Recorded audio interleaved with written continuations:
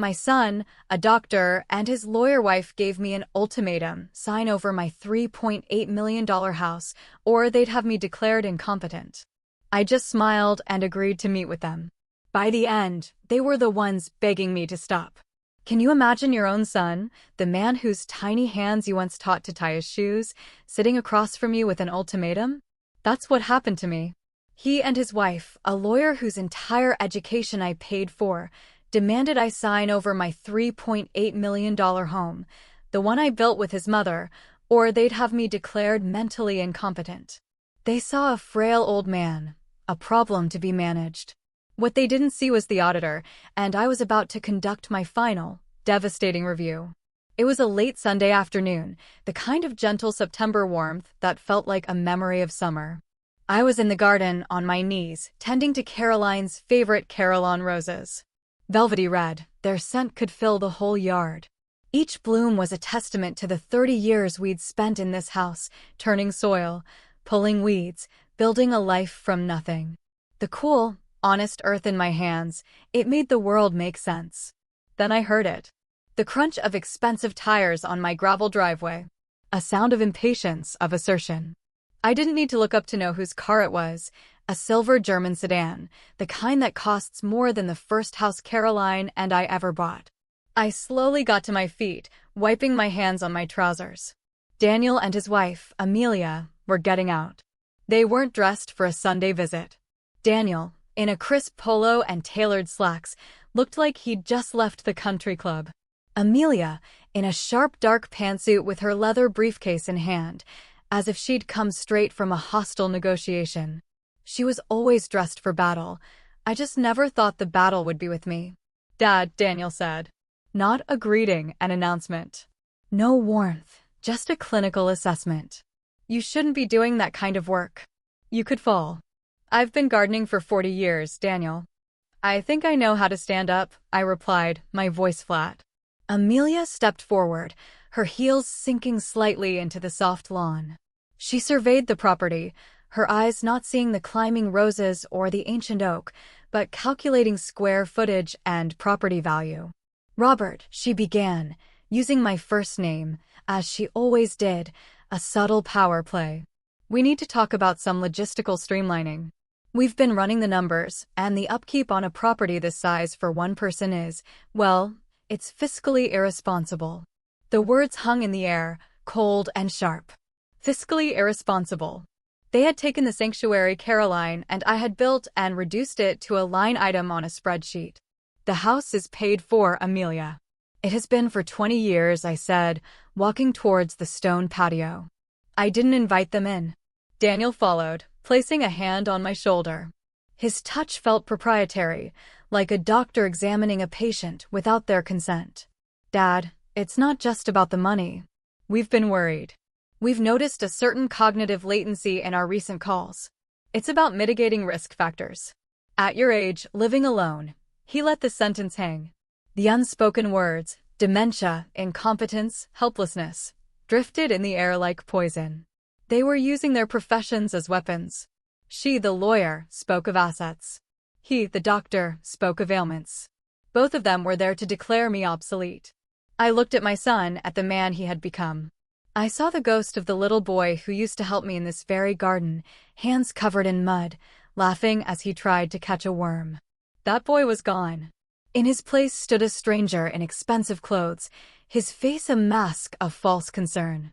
"Mom would have wanted you to be looked after," Daniel said, pressing his advantage. He gestured towards the roses. "She wouldn't want you clinging to the past like this. It's not healthy. She would have wanted you to be practical." That was the first crack. The moment the ground gave way beneath me. Using her memory, Caroline's memory, as a tool to get what he wanted. A cold fury, quiet and deep, began to solidify in my chest. For 5 years since she passed, I had endured the missed calls, the brief, transactional visits, the subtle condescension. I had mistaken their neglect for busyness, their selfishness for ambition. I had been wrong. I finally looked them both in the eye. "What do you want?" Amelia's professional smile didn't reach her eyes. Daniel took a breath as if preparing to deliver a difficult diagnosis. "We're moving in tomorrow, Dad," he said. "We've already arranged everything. We'll take the master's suite upstairs, and you can have the guest room by the den. Amelia can manage the estate's finances, and I can keep a better eye on your health. It's for the best for everyone." The world fell silent. The buzzing of the bees, the distant hum of a lawnmower, it all faded away. All I could hear was the echo of his words, "We're moving in tomorrow." Not a request, not a discussion. A verdict. They had judged me, sentenced me, and were now here to execute the order. I let the silence stretch, watching them. They stood there expecting gratitude, or perhaps a token resistance they could easily overcome. They had planned for every contingency except one. They had forgotten who I was. My voice, when it came, was dangerously calm. "No one," I said, enunciating each word with precision, "is moving into this house." The shift in the atmosphere was immediate. Daniel's mask of concern flickered, revealing a flash of raw frustration. Amelia's smile vanished completely, replaced by a look of cold, hard calculation. This was the part of the negotiation she understood: hostility. She didn't raise her voice. She didn't need to. She calmly placed her briefcase on the glass patio table, the click of the latches echoing in the quiet yard. She opened it and produced a sleek, leather-bound folder. She was no longer a daughter-in-law. She was a litigator in her courtroom. "I was hoping we could handle this amicably, Robert," she said, her voice dropping to a low, menacing tone. "But we are prepared for this outcome." She slid the folder across the table towards me. "You may not be aware of the specifics of Massachusetts state law regarding conservatorship. When an individual is deemed incapable of managing their own significant assets, particularly when they are of an advanced age and show signs of what a medical professional might term cognitive decline, the family has a fiduciary duty to petition the probate court to appoint a guardian." Every word was a perfectly polished stone thrown with intent to injure. "Daniel has colleagues," she continued, gesturing towards my son, who now stood with his arms crossed, a stern look on his face, "respected physicians who would be willing to provide a professional assessment of your cognitive state for the court. It would be a messy, public affair. Your finances, your health records, all of it would become part of the court record. We don't want that. You don't want that." She opened the folder. Inside were 2 documents laid out side by side. "This," she said, tapping the first paper, "is a quitclaim deed. Your signature adds Daniel and me to the title of this house as joint owners. It's a simple, clean solution that protects the family's primary asset." Then her finger moved to the empty space next to it. "And this space," she said, her voice like ice, "is where you prevent us from having to file the conservatorship petitions on Monday morning. The choice is yours. Voluntary cooperation or legal intervention. Either way, the outcome is the same. We will be here to manage things. The ultimatum: sign away my home, my independence, my dignity, or have it stripped from me in a courtroom where my own son would testify against my sanity." They had planned it all. The medical threat from him, the legal threat from her, a perfect, ruthless pincer movement designed to crush any resistance. They looked at me, their faces confident, certain of their victory. They saw a frail 72-year-old man, a gardener, a widower, a problem to be solved. I let the silence hang in the air for a full minute. I looked from Daniel's arrogant face to Amelia's predatory eyes. I looked at the papers that were meant to be the end of my life as I knew it. And then I did something they never expected. I smiled. It wasn't a warm smile. It was the quiet, confident smile of a man who had spent 40 years auditing the complex finances of Fortune 500 companies. A man who knew how to find the hidden flaw in any system.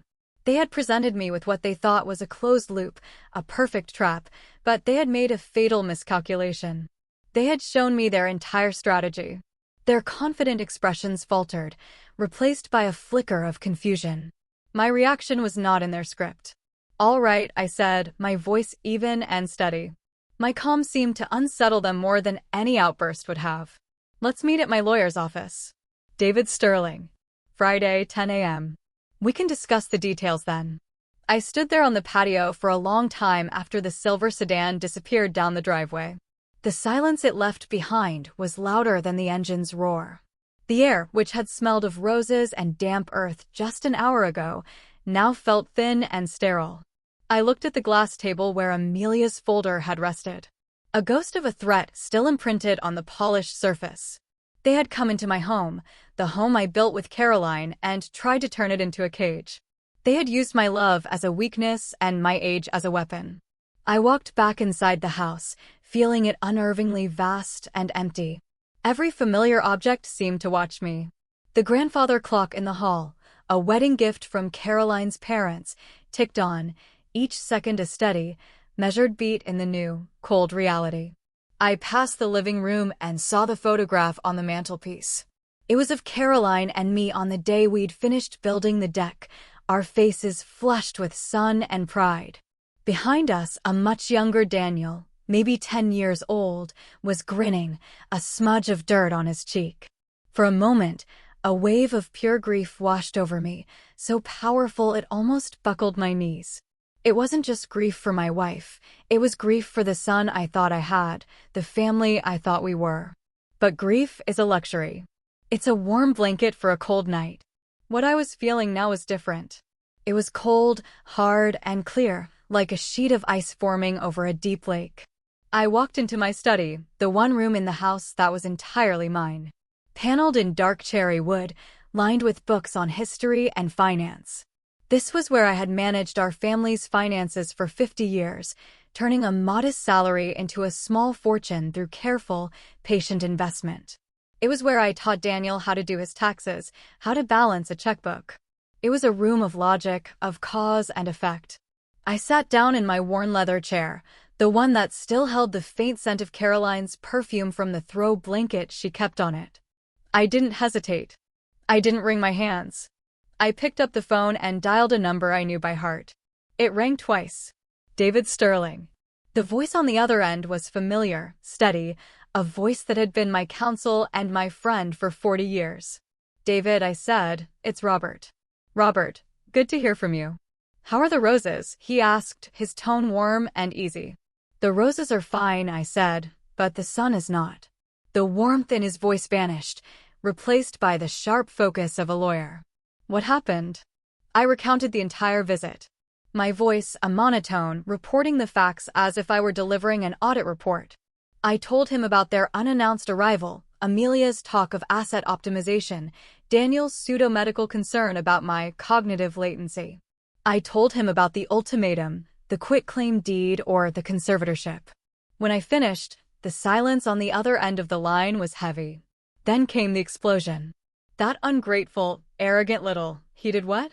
"After everything you've done for him, a conservatorship? I will tear that woman apart on the stand, Robert. I will make her regret ever passing the bar exam. We'll fight this. We'll get our own doctors. We'll get character witnesses. This is an outrage." "An absolute, David," I said, my voice cutting through his righteous anger.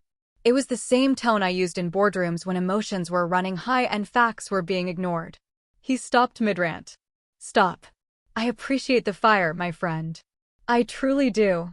But right now, I don't need you to get angry." I paused, letting the weight of my next word settle. "I need you to get everything." There was another beat of silence as David shifted gears, the loyal friend stepping back and the shrewd lawyer stepping forward. "Everything?" he asked, his voice now low and focused. "Define everything, Robert." "Start with the education files," I said. "All of them. Do you remember the tuition for Deerfield Academy? The 4 years at Yale for his undergrad? Pull the records for all of it. I want a number." "I remember," David said quietly. "Caroline was so proud." "She was," I agreed, a lump forming in my throat. I swallowed it down. This was not the time for sentiment.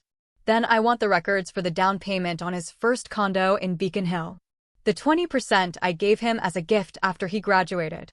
The one he sold 2 years later for double the price right before he met Amelia." "I have it," David confirmed. "It was a substantial gift." "It was," I said. "But there's one file in particular I need you to find. It's from the fall of 2005. It should be labeled DG Educational Loan." I could almost hear David frowning over the phone. "The med school tuition, Robert? I thought you paid for that outright. You told me it was a gift, to give the boy a clean start." I leaned back in my chair, looking at the ceiling. That's what I told Daniel. That's what I let him believe. But it was never a gift, David. You and I know the truth. We drew up the papers together, remember? An official interfamily loan agreement for $350,000. We set a modest interest rate for percent compounding annually. You notarized it yourself. It was ironclad.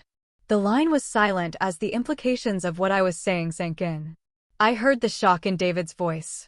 My God, Robert, he finally breathed. I had forgotten. You never once mentioned it again. You just let it go. I let him forget, I corrected gently. I told him he could start paying it back in small increments once he was established as a surgeon. He got established. He started making $500,000 a year, then $750,000.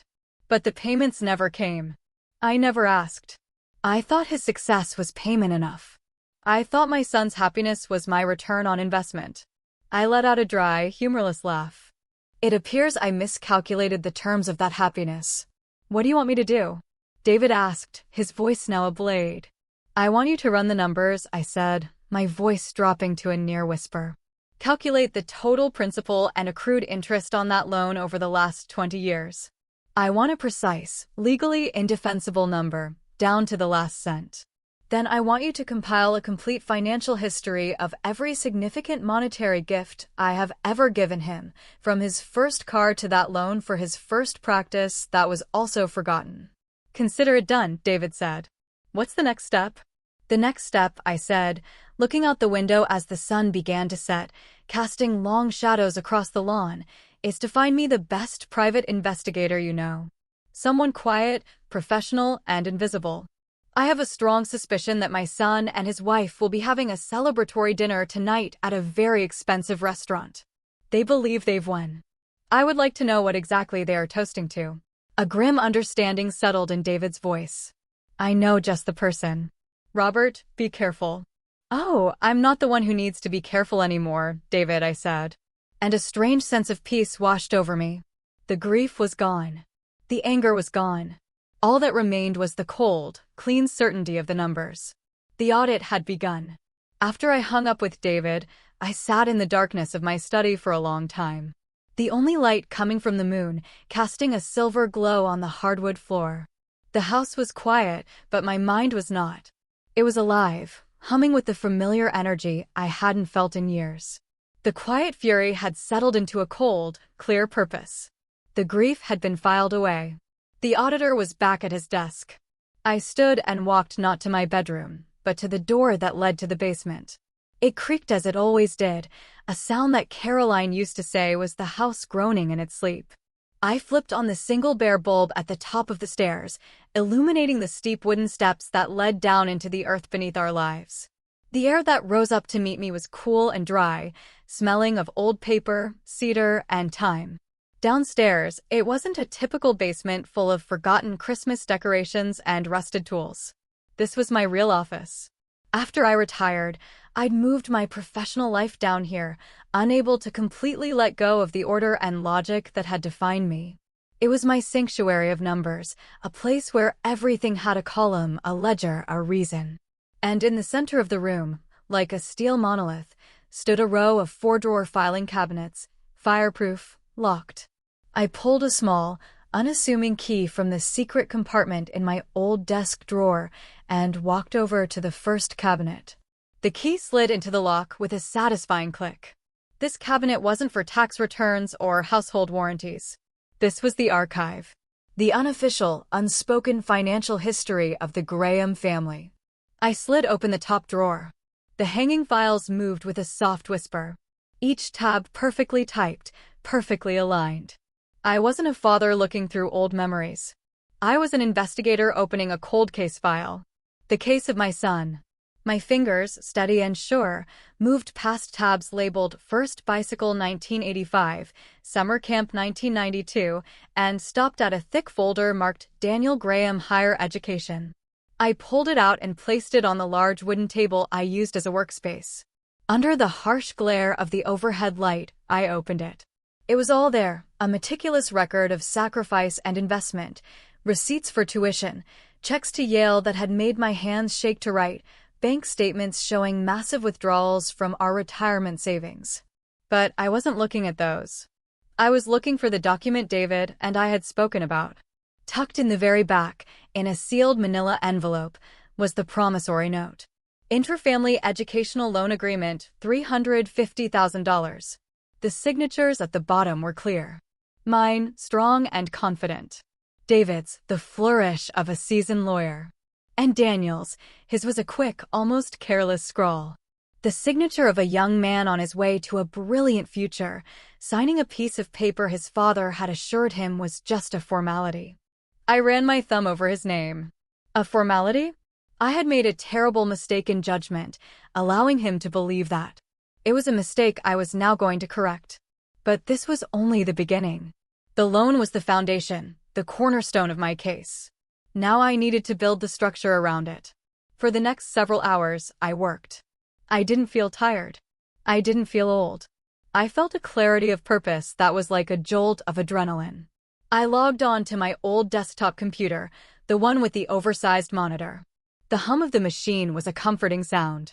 I still paid for premium access to the top financial databases and credit reporting agencies, a professional expense I never had the heart to cancel. It felt good to be using them again. I started with a simple credit search on Daniel and Amelia Graham. The results began to paint a picture, a very different picture from the one they presented to the world. I saw the mortgage on their luxury penthouse in Boston's Seaport District, an obscene number that made my eyes widen. I saw the loan for his Mercedes, the loan for her Tesla. I saw at least 6 high-limit credit cards, and the balances on every single one of them were staggering, pushed right to their limits. They weren't just living comfortably. They were living on a knife's edge of debt. I cross-referenced their address with public property records, and there it was, the first major crack in their facade, a second mortgage. They had taken out a home equity line of credit 6 months ago for the maximum allowable amount. It was a classic move of the financially desperate, borrowing against an asset to pay for a lifestyle that asset was supposed to represent. They were drowning. I dug deeper.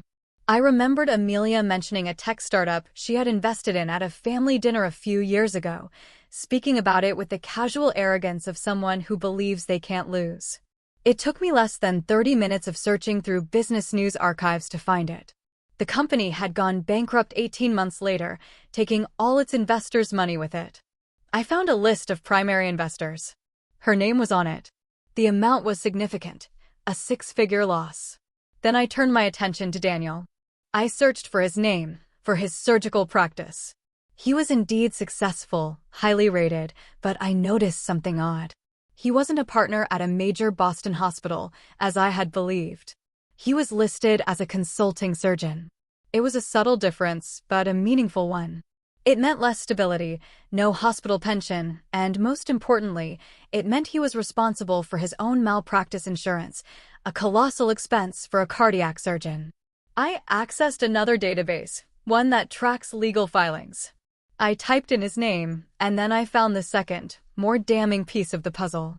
There was a malpractice lawsuit filed against him 2 years ago. It had been settled out of court quietly, but settlements are not cheap, and insurance premiums after a settlement go up, way up. I sat back in my chair, the pieces clicking into place. The expensive condo, the luxury cars, the failed investments, the lawsuit. It wasn't a picture of success. It was a portrait of desperation. They had built a beautiful, glittering cage of wealth, and now the walls were closing in. The monthly payments on their lifestyle must have been astronomical. His income was high, but not high enough to sustain this kind of hemorrhage. And then I understood their visit today. The ultimatum, the ugly talk of conservatorship. It wasn't a power play born from greed. Not entirely. It was a move born from sheer, unadulterated panic. They weren't trying to get richer. They were trying to stop from going bankrupt. My house, my $3.8 million fully paid for, debt-free house, wasn't a bonus for them. It wasn't an inheritance they were trying to get early. It was their only lifeboat, and they were willing to drown me to get to it. I printed every document, the credit reports, the mortgage records, the articles about the failed startup, the court filing for the malpractice suit. I stacked them neatly on the table. It was no longer a collection of papers. It was a weapon. A precise, undeniable, factual weapon. I was no longer just a father betrayed. I was an auditor who had just uncovered a massive, multifaceted fraud. And the perpetrators were my own son and his wife. I picked up the stack of papers. They felt heavy in my hands, heavy with the weight of 20 years of lies, of expectations, of a love that had been twisted into a financial instrument. I walked back up the stairs, leaving the light on in the basement. I didn't need the darkness anymore. Everything was now perfectly, terribly clear. The storm was no longer gathering. It was here, and I was its quiet, calculating center. The 5 days leading up to the Friday meeting were the longest of my life. I moved through my house like a ghost. The ticking of the grandfather clock, counting down the seconds to a confrontation I had spent my whole life avoiding. On the outside, I was quiet, going through my daily routines. I watered Caroline's roses. I read the morning paper. But on the inside, the auditor was working overtime, cross-referencing every fact, anticipating every move, and preparing the final, unchangeable report. David and I spoke every evening, our conversations brief, coded, like two generals planning a campaign on the eve of battle. The pieces were moving, the traps were being set. When Friday morning arrived, I chose my clothes with care. I didn't wear a sharp suit. I wore a pair of comfortable slacks and a slightly faded cashmere sweater, one of Caroline's favorites. I wanted to look soft. I wanted to look tired. I wanted to look like a man who was ready to give up. David picked me up, and we drove to his office in a silence that was heavy with unspoken strategy. David Sterling's law firm was the opposite of everything Daniel and Amelia represented. It was on the second floor of a historic brick building downtown, with floors that creaked and windows that looked out over a canopy of old oak trees. The air smelled of worn leather, old books, and brewing coffee. It was a place of quiet, enduring strength, not of flashy, transient power. We were seated in his conference room, a large mahogany table between us, when they arrived. They were 5 minutes early, a power move. They entered the room, not as family, but as a hostile takeover team. Amelia was dressed in a razor-sharp charcoal suit, her hair pulled back in a severe bun. Daniel wore a dark, impeccably tailored suit that probably cost more than my first car. His surgeon's hands clasped confidently in front of him. They radiated an aura of absolute predatory certainty. I slumped in my chair, making myself look smaller. David had his files in front of him, but they were deliberately messy. A stack of papers that looked more like a desperate defense than a planned attack. Amelia didn't wait for David to begin.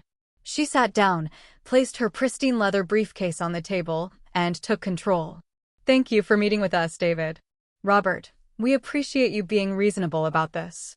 Our goal here is simply to make this transition as smooth and painless as possible for everyone involved." Her voice was smooth, polished, the voice of a lawyer who had crushed bigger opponents than a retired accountant and his small-town lawyer friend. She slid a new, even thicker folder across the table. "I've taken the liberty of drawing up all the necessary documents. It's a standard quitclaim deed along with a durable power of attorney for financial matters. It's all boilerplate, really. It just formalizes the support structure Daniel and I will be providing for Robert moving forward." Daniel leaned forward, layering his false sincerity over her legal attack. "What Amelia is trying to say, Dad, is that we're doing this because we love you. We lie awake at night thinking about you and that big house all alone. What if you fell down the stairs? What if you had a medical emergency? This isn't about the house. It's about your safety. It's about our peace of mind." David adjusted his glasses, sighing as if the weight of the world was on his shoulders. He picked up one of Amelia's documents and squinted at it. "My client is perfectly capable of managing his own affairs, Amelia. This house is his primary residence, held in his name for over 40 years. You're asking him to irrevocably alter the title, to surrender a significant portion of his autonomy." He let his voice trail off, playing the part of an outmatched country lawyer perfectly. Amelia's smile was dismissive. "It's about protecting the asset for the entire family, David. Surely you can understand the concept of legacy preservation." We're simply ensuring that Robert's legacy is managed responsibly. She looked at me. We're protecting you from yourself, Dad. I stayed silent for a long time, as we had rehearsed. I looked out the window at the swaying oak trees, as if I couldn't bear to look at them. I let them fill the silence with more of their rehearsed lines, more of their poison wrapped in the language of care. They spoke about me as if I wasn't there, discussing which rooms they would redecorate first, the new security system they would install. Their arrogance was a tangible thing. A third presence in the room. They believed they had already won. They were just negotiating the terms of surrender. Finally, David turned to me, his face a mask of weary defeat. "Robert," he said gently, "what are your thoughts on this?" I drew in a long, shaky breath. I looked at my hands clasped on the table. Then I looked up, directly at Daniel.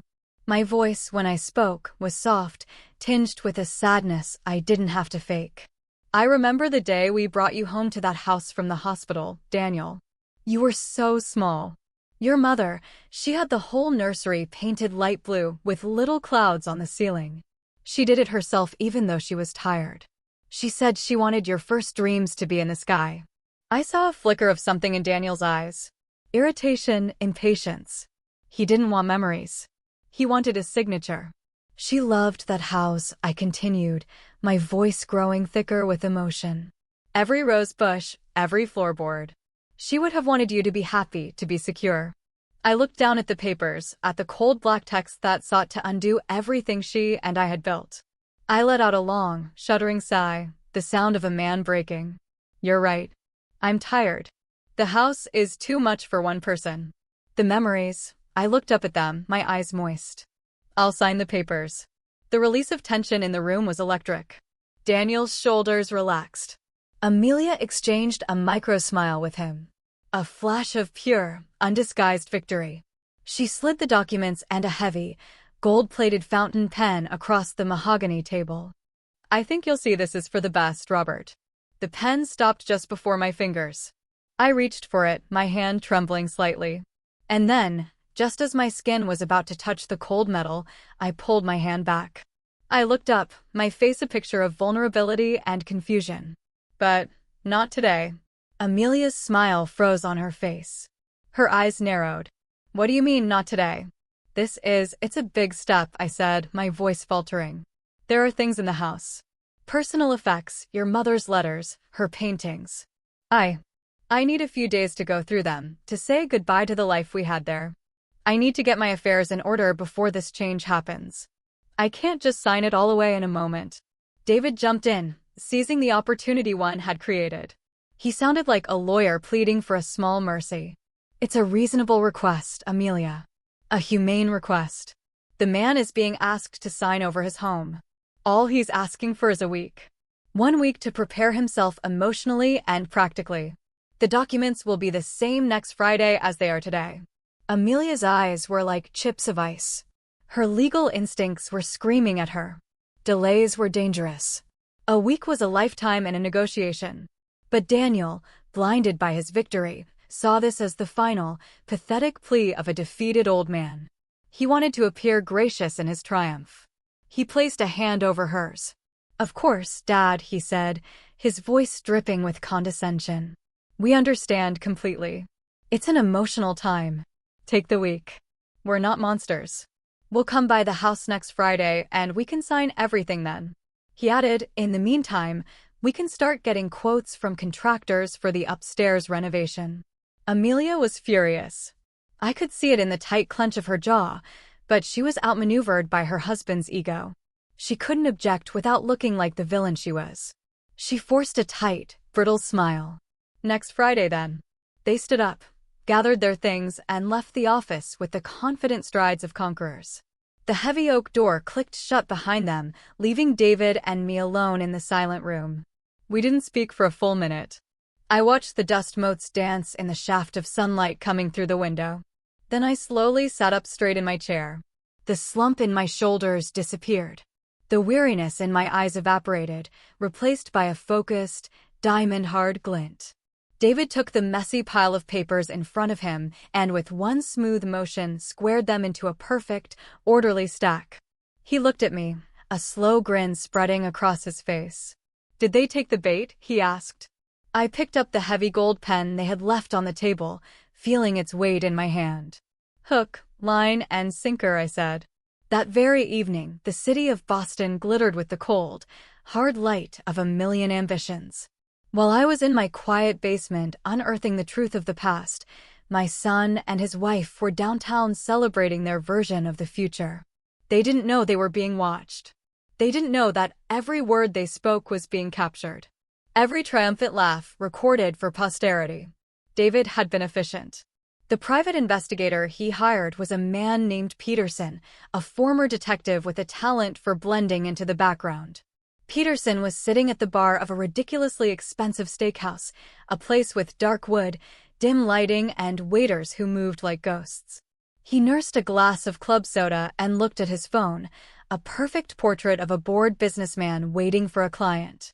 But the phone was not idle. Its microphone was aimed at a corner booth 2 tables away where Daniel and Amelia were raising their glasses. The first part of the recording Peterson sent me later that night was just the clinking of crystal. Then Amelia's voice, sharp and clear. "To a smooth transition," she said, the words laced with victory. "To finally getting what we deserved," Daniel replied, his voice thick with smug satisfaction. They drank. Peterson noted it was a $90 bottle of champagne. "I have to admit," Daniel said, a low chuckle in his voice, "the old man almost had me with that performance today. All that nonsense about Mom and painting the nursery. I thought for a second he was actually going to burst into tears. He really is getting soft in his old age." Amelia made a dismissive sound. "His emotionalism was a predictable variable, Daniel. An easy one to manipulate. It's what I told you all along. Frame it as a matter of his own safety. Appeal to his sentimentality and he'll fold. He certainly compromised today." She laughed. "A whole week. He needs a whole week to say goodbye to some old letters. It's pathetic."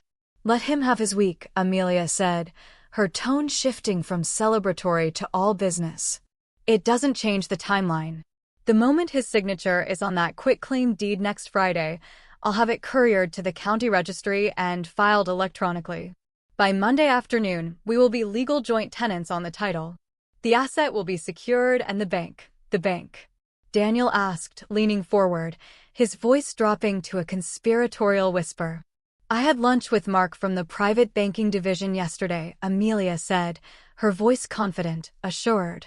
"I told him we were consolidating our family's real estate holdings. He's already prepared the paperwork for a home equity line of credit with a $3.8 million property as collateral, with no liens against it. The bank is prepared to extend a credit line that will wipe out everything in a single transaction." "Everything?" Daniel breathed, the relief evident in his voice. "The credit cards, the second mortgage on the penthouse, the outstanding loan for your malpractice insurance premium. All of it gone. Our debt-to-income ratio will be pristine. Our credit scores will soar." She took a delicate sip of her champagne. "We'll be clean." Daniel was quiet for a moment. I could picture him, his mind racing, seeing the escape hatch he so desperately needed. And then, he finally asked. "And then we wait," Amelia said. "We play the part of the dutiful children for a year, maybe 18 months, just to avoid any appearance of impropriety. We do a few minor renovations, nothing too expensive, just enough to show we're improving the property. And then we sell." "Sell the whole thing, of course," Amelia said, a hint of impatience in her voice. "Don't be sentimental now, Daniel. The house is a tool, nothing more. Its value is in its liquidity. With the proceeds from that sale after capital gains, we'll have more than enough seed money for the practice," Daniel said, his voice filled with a greedy, boyish excitement.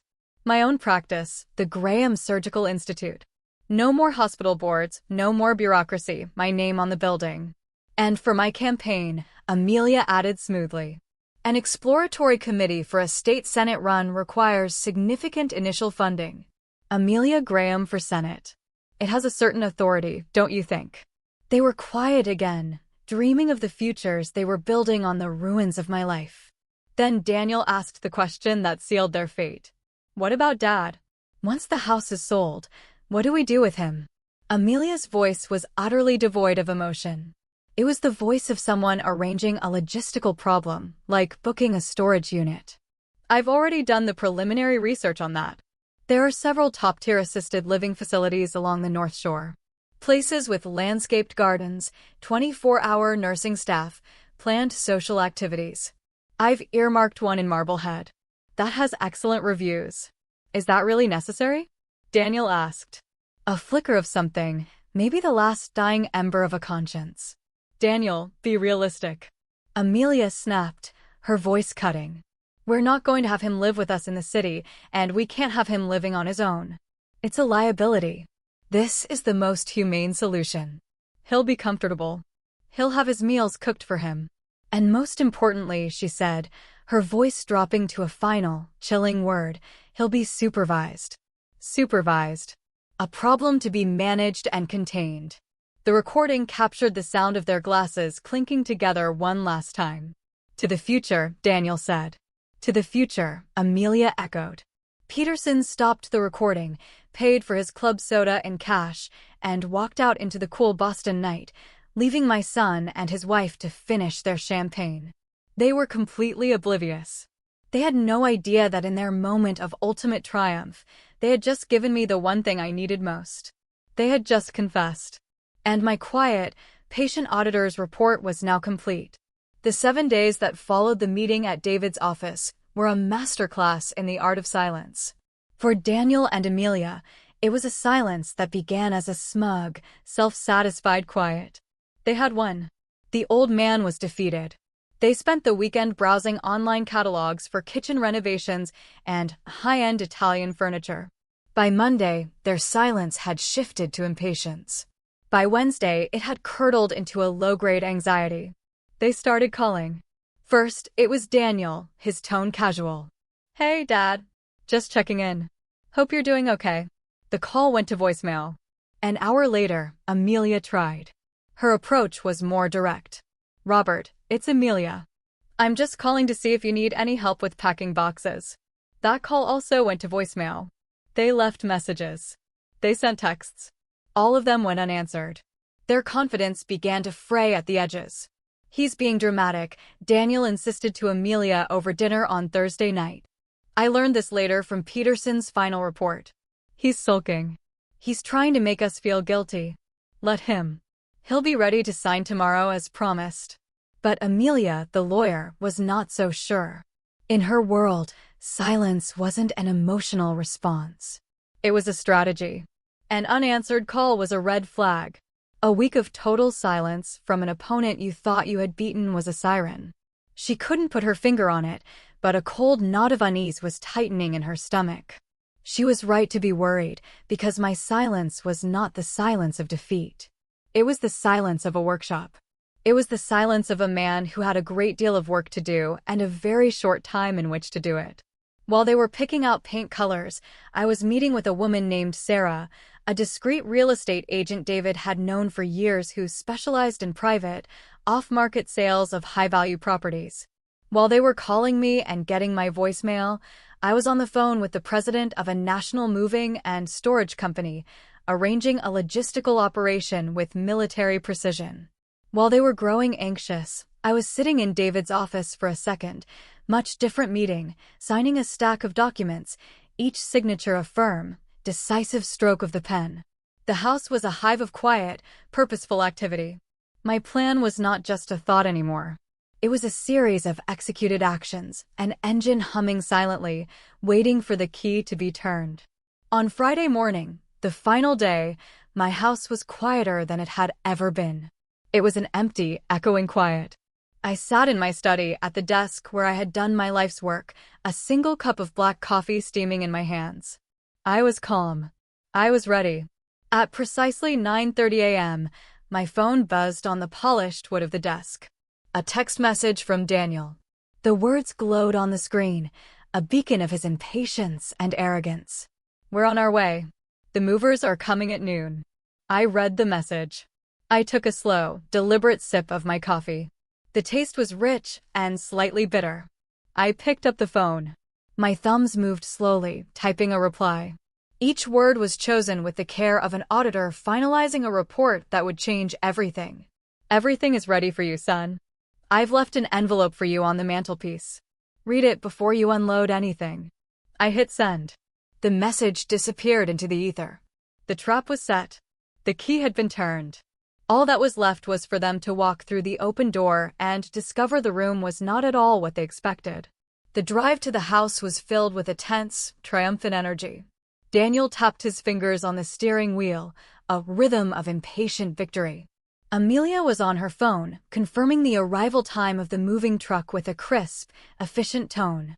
They had waited a week, and in their minds, their prize was finally ready to be claimed. They turned onto my street, the familiar canopy of ancient maple trees shading the road. They were talking about the color they planned to paint the master bedroom when Daniel suddenly went silent. His foot slammed on the brake, the expensive sedan lurching to a halt in the middle of the road. Amelia looked up from her phone, an annoyed expression on her face. "What is it, Daniel?" And then she saw it. Planted firmly in the center of my perfectly manicured front lawn was a sign. It wasn't a cheap, flimsy thing.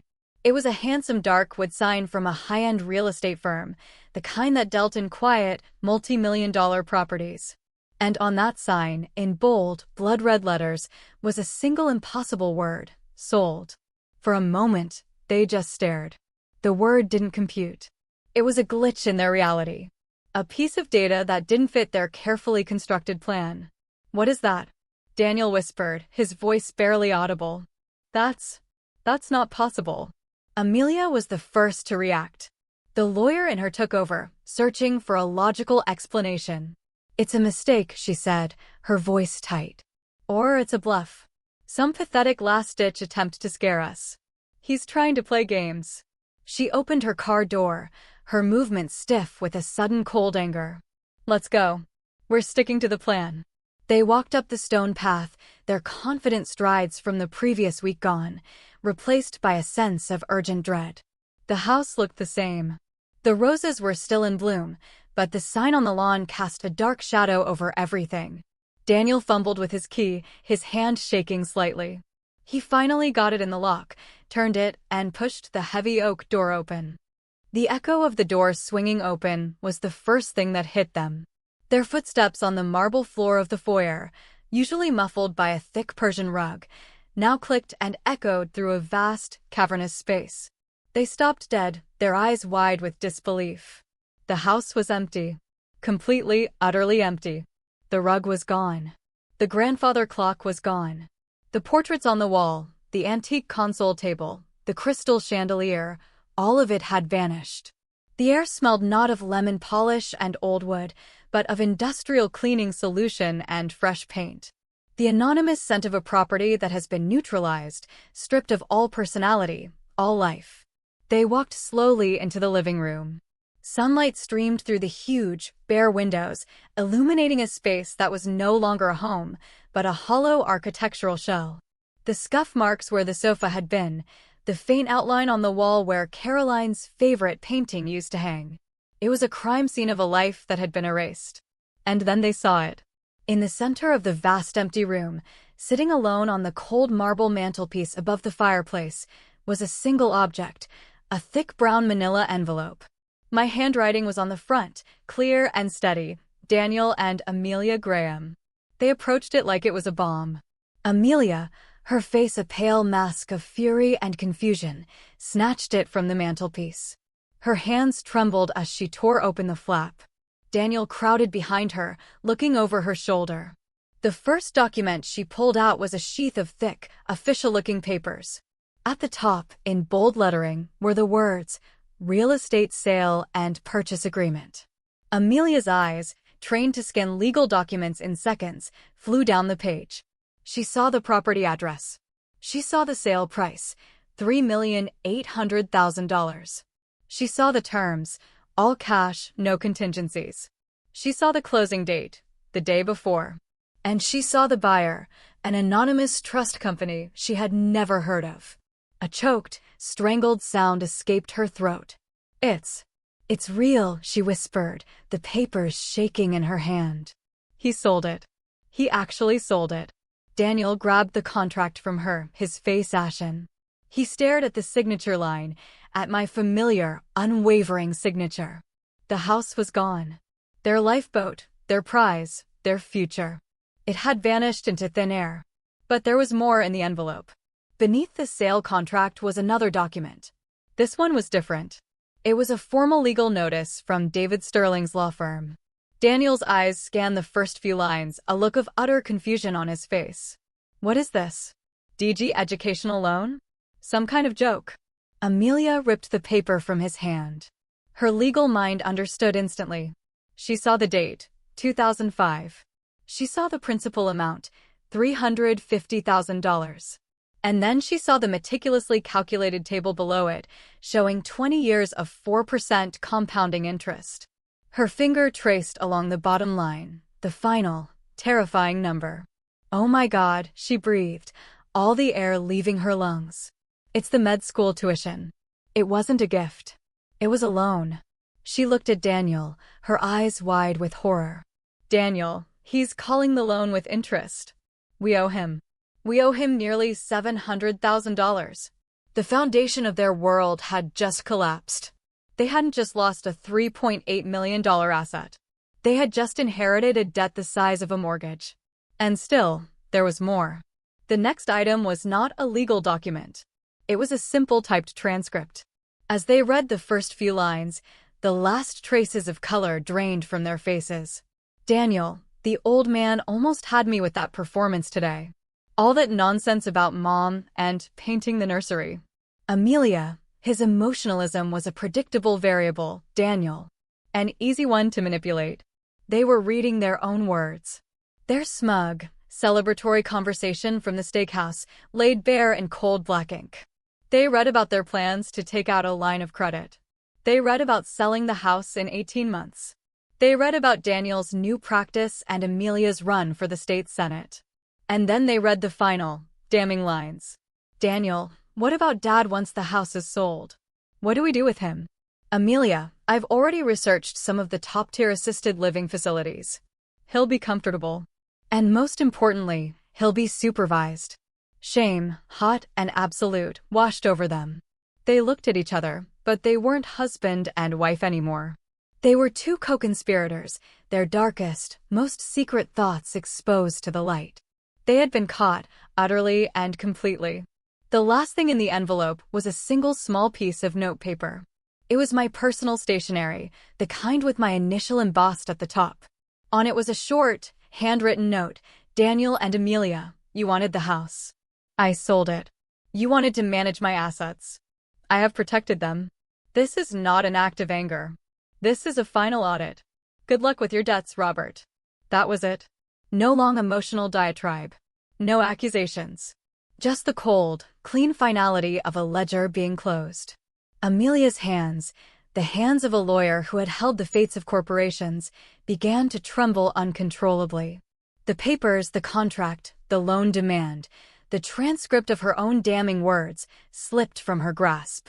They fluttered down, scattering across the clean, empty floor at her feet. She stared at the mess, her perfect, controlled world shattered into 1,000 pieces. Daniel stumbled backward, his legs unable to support him. He bumped into a wall where a family portrait used to hang, then slid down to the floor, collapsing in a heap. He sat there in the middle of the vast, empty room, surrounded by the echoes of his own greed. He looked at the scattered papers. He looked at his wife, who stood frozen in horror, and he finally understood. He had not been dealing with a tired, sentimental old man. He had been in a battle of wits with a master auditor, a man who had seen the fraud, gathered the evidence, and executed a judgment that was as swift as it was absolute. They had lost not just the house, not just the money. They had lost everything. And the only sound in the enormous, silent room was the sound of my son, a brilliant cardiac surgeon, beginning to weep like a lost and broken child. The air here is different. It's warm, and it tastes of salt and new beginnings. I'm sitting on the balcony of a penthouse apartment in San Diego, a place I chose not for its size, but for the size of its view. The Pacific Ocean stretches out before me, a vast blue canvas of endless possibility. The ghosts of the old house don't live here. The silence here is not an absence. It is a presence. It is peace. My laptop is open on the small table in front of me. On the screen is David Sterling's face, smiling, his familiar office with its creaking floors and oak trees in the background. We are not talking about lawsuits or ultimatums anymore. We are talking about the future. The final paperwork is ready, Robert, he says, holding up a document. The Caroline Graham Scholarship Fund is officially endowed. $3 million. It's one of the largest single donations the university has ever received. I look at his face on the screen, my oldest and truest friend. She would have liked that, I say, my voice steady. She always believed in education, not just as a way to get a job, but as a way to build a soul. It's going to help a lot of deserving young people, David says. It's designated specifically for students in medicine and law who demonstrate financial need and a commitment to public service. I nod, looking out at the endless blue of the ocean. His mother, I say quietly, and I know David understands who I mean, she would have wanted her money to be used to create doctors and lawyers with hearts, not just ones who only know the numbers. We finish our business, and David signs off with a warm goodbye. I close the laptop, and the screen goes dark. I am alone now, but I am not lonely. The rage is gone. The need for victory is gone. They have been replaced by a quiet, settled calm. I have not destroyed my son. I have simply presented him with the bill for his own choices. The audit is complete. The books are balanced. On the table next to my laptop is a small silver frame. It holds my favorite picture of Caroline. She's laughing, her head tilted back, the sun catching the light in her hair. It was taken on this very coast many years ago, on a vacation where we dreamed of one day retiring to the warmth. I pick up my cup of tea. I look at her smiling face, and for the first time in a long, long time, I smile back. A real smile. It's the smile of a man who is free. A man whose dignity is his own again. The order has been restored. The true legacy has been protected. The game is over. And I have won.